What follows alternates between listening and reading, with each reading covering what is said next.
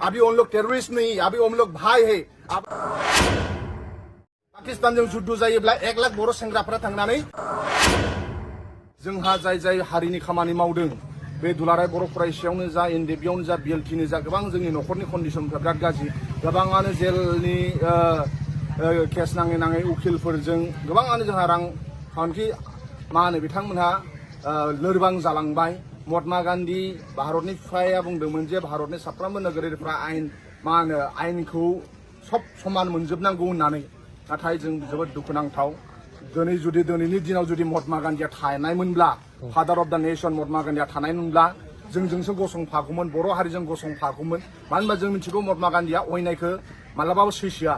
दा जोंनि गेजेराव बिराद अयनाय जादों, जों बिराद जोंजों अयथासार जागासिनो दं। ओंखायनो आर्टिकल 14 जाय फान्डामेन्टेल राइट, आर्टिकल 14आ बुंदों इक्वालिटि बिफर ल।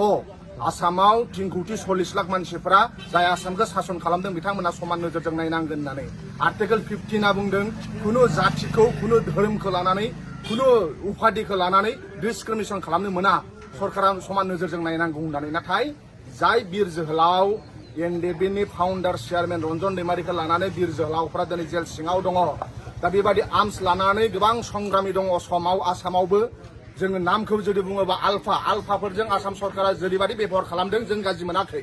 नाथाय आलफाफोरजों जिबायदि बेबहार खालामदों बर'नि बिर जोहोलाव एनडिबिनि सोद्रोमा बिएलटिनि सोद्रोमा बिथांमोनजोंबो एखे बेबहार खालामनांगोन। बिथांमोना दिनै एकर्ड जायाखै, नाथाय बिथांमोना जेरैबायदि सुबिदा जेरैबायदि मान मर्यादा सन्मानजों आसामाव बुहुमाव बिथांमोना गिदिंगासिनो दङ।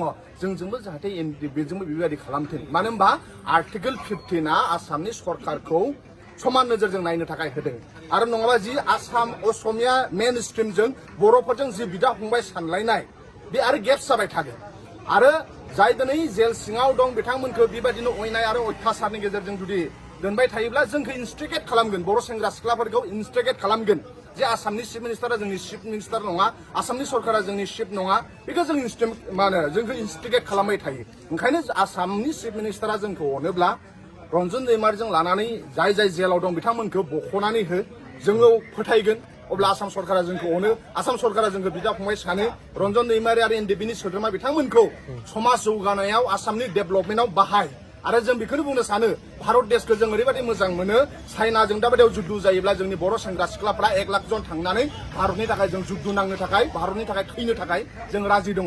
पाकिस्तानजों जुद्ध जायोब्ला 1 लाख बर' सेंग्राफ्रा थांनानै, सिख्लाफ्रा थांनानै भारत हादरखौ रैखा खालामनो थाखाय जोङो थैनायखौबो जों गिया। थिग बेबादिनो बर' जाथिखौ बे हायाव फोथांनानै दोननायाव बर' सेंग्रा सिख्लाफ्रा गावनि जिउखौबो बावनो थाखाय बिथांमोनहा गिया। दिनैसिमबो जेल सिङाव थानाय बिथांमोनहा दिनै गाबै बुंदों थैनायखौ बिथांमोनहा गिया। नाथाय रिभलिउसनारिफोरजों बेबायदि अयनाय आरो अयथासार खालामजानायफोरखौ जोंबो सैसोआखै आरो बिथांमोनाबो सैसोआखै। ओंखायनो इसोरा जोंनो गोहो हरदों।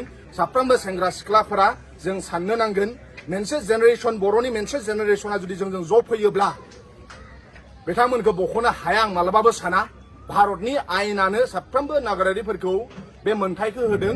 जोंखौ बर' लाइमोनफोरखौ बड'लेण्ड मुभमेन्टनि नामाव जोंहा मुंख्लं जानाया 10,000निबो बारा सन बर' सेंग्रा सिख्लाफ्रा।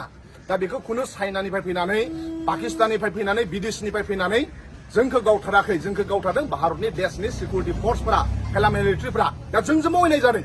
अब्लाबो बे अयनायखौ बावजोबनानै बिटिआर सुक्ति खालामदों।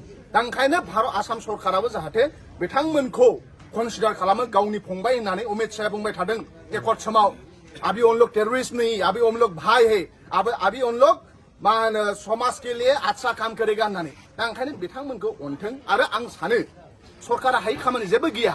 जम्मु काश्मीरखौ पार्लियामेन्टआव बिल पास खालामनानै बिथांमोना बेबायदि आर्टिकल बेसेबांबाखौ बिथांमोना बोखांदों। CAA खौ खुनु आसामनि भारतनि नोगोरारिफ्रा लुबैयाखैमोन, अब्लाबो सरकारा बेखौ लाबोनो थाखाय नाजादों।